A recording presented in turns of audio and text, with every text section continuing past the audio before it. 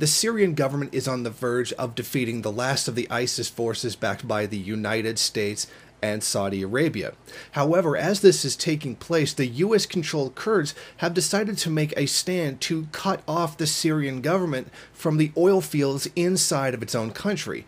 And this demonstrates what I have said previously, that the purpose of the US controlling the Kurds inside the country was nothing more than a tactic but to carve up the country for US imperialism. The Kurdish-led Syrian democratic forces have continued their drive against ISIS positions in Deir ez-Zor countryside despite being bogged down in a brutal engagement with the terrorist group to capture Raqqa city. With the Syrian army rapidly advancing against ISIS positions in Deir ez-Zor city, the US-backed SDF have decided to launch a new operation to capture as much of the province from ISIS before the Syrian army can.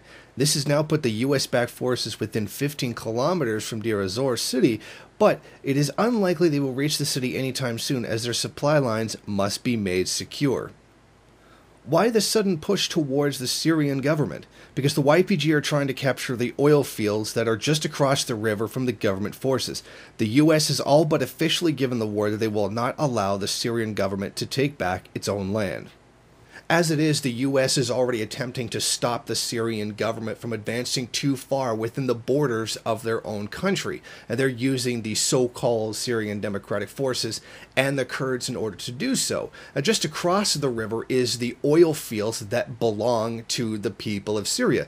The US is determined to block the government from actually reaching those fields in order to economically destabilize Syria, and in order to have US-friendly sides in control of the oil fields, which is exactly what all of this was about. The US invasion of Syria was about the energy resources in the country, not any kind of supposed concern for the people inside the country.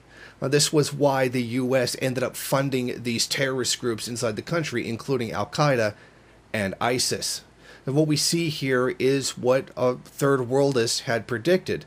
The Kurds were going to be used by the United States to carve up the country in support of U.S. imperialism. We were met with a great deal of hostility for suggesting that the so-called altruistic and pure anarchists of the YPG would do something like this. As you'll recall, the debate I had with Socialism or Barbarism adamantly denied that this was the case, even going so far as to say that he didn't care that the Kurds were being used by the U.S. for foreign policy.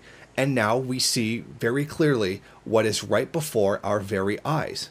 The energy resources of the country are being carved up, captured by the YPG specifically for U.S. imperialism. And this does prove beyond a shadow of a doubt now, completely, that the Kurds are nothing more than tools of U.S. imperialism. Thank you for watching. If you like this program, then please head over to my Patreon page and set up a monthly donation. It's your donations that keep this program running. Also, if you would like, please rate, comment, subscribe, and share in various social media.